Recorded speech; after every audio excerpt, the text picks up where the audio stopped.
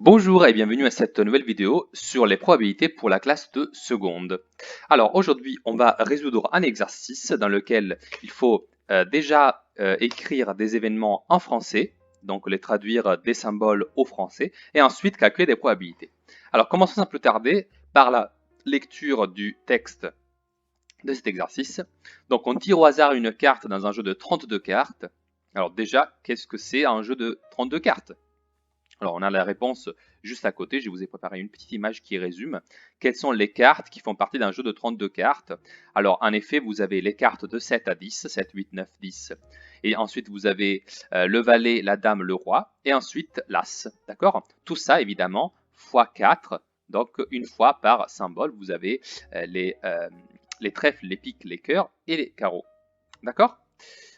Donc, maintenant que ça c'est un peu plus clair, j'espère, on va considérer du coup deux événements. On a un premier événement, c'est l'événement A, la carte tirée est un as, d'accord? Et l'événement C, la carte tirée est en cœur.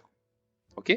Alors déjà, on peut par exemple dire que le premier événement, la carte tirée est un as, bah, du coup cela consisterait à considérer ces quatre possibilités-là. Donc ce serait quatre issues, d'accord? Et le fait de tirer une carte de cœur, bah, du coup, ça correspondrait à plutôt cette possibilité-là. Donc, je vais considérer toute cette rangée-là. Bah, du coup, c'est ça, toutes les cartes de cœur. Et donc, on en a 8. Voilà, donc. Ok, maintenant qu'on a un peu, je pense, mieux visualisé quels sont ces deux événements, on va essayer de répondre aux questions. Alors, la première question, c'est définir par une phrase en français les événements suivants. Et voilà, il nous en propose 5. Et moi, je me suis préparé du coup deux petites phrases ici pour pouvoir le faire de façon assez rapide. Et donc, on va commencer par le premier événement qu'on nous demande de traiter, c'est-à-dire l'événement A contraire. Alors, quand vous avez les événements des contraires, du coup, vous le savez, l'idée, en fait, ce qu'il faut essayer de suivre, c'est qu'il faut lire la même phrase, mais avec le verbe nier. Et donc ici, je vais l'écrire. La carte tirée n'est pas un as. D'accord? Tout simplement. En fait, c'est juste la négation de la phrase précédente. Et de la même façon, je vais décrire du coup pour la carte C contraire, du coup, la carte tirée n'est pas un cœur. Et donc ça correspond à l'événement C avec la barre juste au-dessus. Mais ce n'est pas terminé. On a également l'événement A intersection avec C. Alors je vais me faire juste un peu d'espace. Et donc je considère cette fois-ci les deux phrases, mais reliées du coup par la conjonction et. Parce que je sais que l'intersection se traduit en français par la conjonction et. Et donc j'écris la carte tirée est un as. Et, attention, je le spécifie vraiment, ça c'est le plus important. Il faut absolument utiliser cette conjonction. Donc la carte tirée est un as et la carte tirée est un cœur. D'accord? Donc ça veut dire que cette carte doit avoir ces deux propriétés-là en même temps. Et donc là, je suis en train de vous parler de l'événement A intersection avec C. D'accord? C'est bien représenté par cette phrase. Alors vous avez tout à fait le droit de écrire par exemple que, avec peut-être un mieux français, hein, la carte tirée est un as et un cœur. Vous n'avez pas besoin de tout répéter en fait.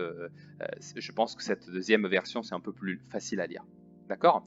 Et du coup, vous comprenez directement que cet événement, en fait, il est réalisé par une seule carte du jeu, c'est-à-dire la carte qui est l'as de cœur.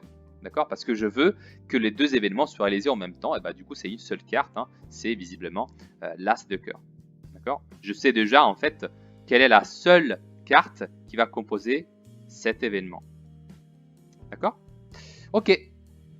Je continue. Il y avait encore un autre événement, c'était AUC, autrement dit A union avec C, autrement dit l'événement A ou l'événement C. On va donc commencer par écrire ce nouvel événement, donc le suivant. La carte tirée est un as ou la carte tirée est un cœur. D'accord? Donc ça correspond bien sûr à l'événement A union avec C. Et je veux le réécrire également par une phrase un peu plus jolie quand même, qui ressemblerait plutôt à ça. Donc la carte tirée est un as ou simplement un cœur. D'accord? Donc vous voyez bien la différence. Hein. Dans cette deuxième phrase, il ne faut pas que les deux conditions, donc le fait d'être un as et d'être un cœur, soient réalisées en même temps. Ça peut être soit un as, soit un cœur, tout simplement. C'est beaucoup plus large comme options qui sont possibles. Et enfin, nous avons le dernier événement demandé, donc c'est A contraire intersection C contraire. Oula, alors, écrivons-le. Donc cette fois-ci, on va vers A contraire intersection C contraire. Donc déjà, je vais essayer de juste écrire ça sans trop y réfléchir, juste en étant littéralement le plus proche de ce qui m'est dit. Et donc, je vais commencer par la première phrase niée. Donc, la carte tirée n'est pas un as. Et, donc, vous voyez, j'ai traduit l'intersection par la conjonction et. La carte tirée n'est pas un cœur. D'accord, maintenant lisons ce que nous avons écrit et regardons si on peut l'écrire différemment. Alors, la carte tirée n'est pas un as et la carte tirée n'est pas un cœur. Alors, déjà, c'est compréhensible ainsi, vous voyez ce que je viens d'écrire. Du coup, ça veut dire que la carte ne peut pas être un as et en même temps, la carte tirée ne peut pas être un cœur non plus. D'accord? Je pense que je préfère la laisser ainsi cette fois-ci, c'est assez clair déjà. Et du coup, maintenant, il va falloir identifier du coup quelles sont les issues qui correspondent à ces 5 événements et calculer leur probabilité. Alors ça devient simple une fois que je dispose du coup de la photo qui est juste ici à côté.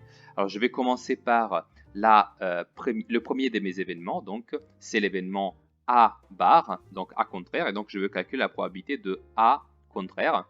Alors ce que je vous conseille de faire, c'est de suivre du coup le dessin, d'accord, pour essayer de déduire quelles sont les issues qui font partie de cet événement. Alors nous savons que l'événement C, c'est l'événement vert, et que l'événement A, c'est l'événement en jaune, d'accord. Et donc vous voyez très clairement qu'il y a 4 issues sur 32 qui sont des as, d'accord. Et donc, si je veux connaître la probabilité de l'événement contraire, je sais que ça s'obtient avec la formule 1 moins la probabilité de A. Or, la probabilité de A, c'est visiblement 4 sur 32. Et donc, ça, c'est 1 moins 4 sur 32. D'accord? Tout simplement. Alors, si vous faites cette opération, vous trouvez que ça fait 7 huitièmes. Ici, je vous passe les calculs, les détails. Mais donc, le résultat final, ce sera 0,875. Voilà. Ensuite, on veut savoir quelle est la probabilité que la carte ne soit pas un cœur. Très bien. Donc, encore une fois, je vais écrire P de C contraire.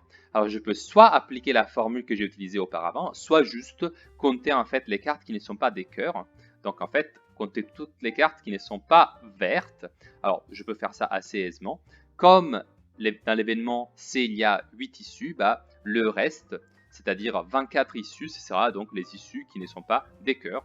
Et donc, je peux écrire que la probabilité de cet événement est égale à 24 sur 32, autrement dit 0,75. D'accord? Donc, si vous préférez, 3 quarts. Ok, maintenant, je passe au troisième événement, donc l'événement A intersection avec C. Ici, j'ai déjà fait cette étude, c'était plutôt simple. Je sais que la seule carte qui est un as est un cœur, c'est l'as de cœur. Et donc, cette probabilité-là, ça va être égal, du coup, à 1 sur 32. D'accord? Donc, visiblement, c'est une seule carte sur toutes les 32 cartes. Et si je approche ça par le calcul, donc 1 sur 32, ça va me donner 0,03125. Voilà. Maintenant, je poursuis. Je veux calculer la probabilité de cet événement-là. Alors ici, je vais essayer d'appliquer la formule que je connais. Donc la formule que j'ai apprise, c'est que la probabilité d'une union entre deux événements, c'est égal à la probabilité de A plus la probabilité de C, du coup, auquel je soustrais la probabilité de l'intersection. Alors ici, je sais que la probabilité d'obtenir un as, c'est 4 sur 32. La probabilité d'obtenir une carte de cœur, c'est 8 sur 32. Et la probabilité d'obtenir du coup l'intersection, donc l'as de cœur, eh ben, c'est 1 sur 32. Donc vous voyez ici, c'est très simple de faire le calcul. Ça fait 4 plus 8, 12. 12 moins 1, 11. Donc la probabilité finalement, c'est 11 sur 32. Si encore une fois, on veut en donner une valeur approchée, bah, du coup, ça va nous faire 0,3437,5. Donc visiblement 11 sur 32, c'était quand même déjà une bonne expression du résultat. Et il ne nous reste du coup que aller vers la dernière. Alors cette dernière, je vais plutôt choisir de la faire en cherchant du coup quelles sont les issues. Et donc pour calculer la probabilité de l'événement A contraire intersection C contraire, alors je vais du coup aller chercher quelles sont les cartes qui ne sont pas un as et en même temps qui ne sont pas des cœurs. D'accord? Alors du coup je me rends ici et moi je cherche encore une fois les cartes qui ne sont pas des as et qui ne sont pas des cœurs. Alors visiblement les cartes qui ne sont pas des as, eh bien c'est toutes les cartes qui se trouvent dans ce rectangle orange. D'accord? Vous voyez, ça en fait c'est l'événement A contraire. Ensuite, je vais aussi chercher celles qui ne sont pas des cœurs. Et donc, je sais que cet événement-là, donc l'événement n'est pas être un cœur, eh bien je vais l'exprimer avec la couleur bleue. N'est pas être un cœur, ça veut dire quoi? Eh bien ça veut dire être soit là-dedans, c'est-à-dire être des trèfles ou des piques, soit être des carreaux. D'accord? Et maintenant, moi je veux celles qui ne sont pas des cœurs et qui ne sont pas des as. Et donc, je vais choisir une nouvelle couleur. Je vais prendre le violet. Et je vais donc identifier les cartes qui ne répondent ni au fait d'être des as, ni des cœurs. Et donc, vous voyez, j'assure toutes les cartes qui sont du coup, vous voyez, les trèfles, mais pas l'as de trèfle, les piques, mais pas l'as de pique, et enfin, les carreaux, sauf, bien sûr, l'as de carreau. Et combien de cartes je suis en train d'assurer? Eh bien, il y en a 7 pour les trèfles, 7 pour les piques et 7 encore pour les carreaux. Et donc, ça fait 21 cartes sur le total de 32 cartes. Et donc, je vais l'écrire ici. Ça me fait, du coup, 32 issues. Excusez-moi. Sur 32 issues, 21. D'accord? Et encore une fois, si je veux écrire quelle est cette probabilité, mais du coup, sous forme décimale, je vais effectuer la division et j'obtiens 0,65 625. D'accord? Voilà, j'ai terminé l'exercice. J'espère que tout est clair. Si vous avez des doutes, n'hésitez pas à me les poser en commentaire. J'essaierai d'y répondre. Je vous remercie pour l'attention et je vous dis à bientôt pour une prochaine vidéo.